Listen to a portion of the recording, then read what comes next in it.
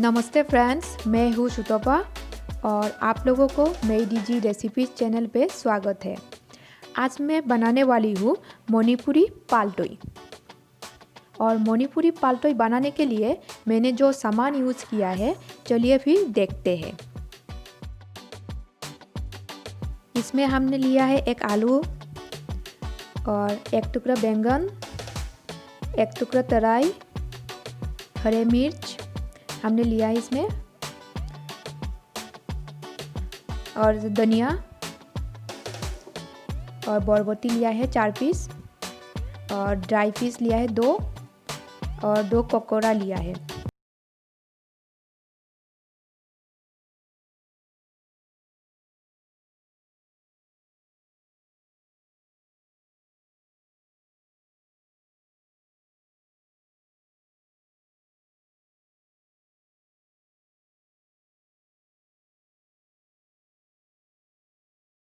तोरई का छिलका अच्छे से निकालने के बाद बीच में काट देंगे ऐसे, और बैंगन को भी काटेंगे। उसके बाद बरबटी को बीच में ऐसे काट देंगे छोटे छोटे टुकड़ों में। अभी हम पकौड़ा का छिलका अच्छे से निकाल के उसको बीच में काट देंगे। मैंने 2 पकौड़ा यूज़ किया है इसमें। मिर्चा को भी रेडी कर देते हैं। अभी मेरा हो गया। इसमें दाल को भी धो के मैंने रखा है। इसमें सारे सामान को हम एक बर्तन में ऐड करेंगे। ऐड करने के बाद इसमें हम अभी पानी भी ऐड कर देंगे। पानी आप 5 कप जैसा यूज़ कीजिए। पानी ऐड करने के बाद आप इसको एक ढकना से ढक दीजिए और गैस में हाई फ्लेम में पकने के लिए रख दीजिए।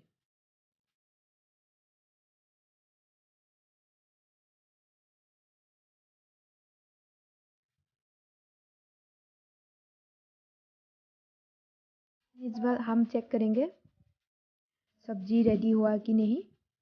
सब्जी मेरा अभी रेडी हो गया है पालटोई बनाने के लिए, बिल्कुल पक गया है ये। अभी हम एक पैन पे ड्राई फिश ले लेते हैं। ड्राई फिश को अच्छे से हम कढ़ाई पे सेकेंगे।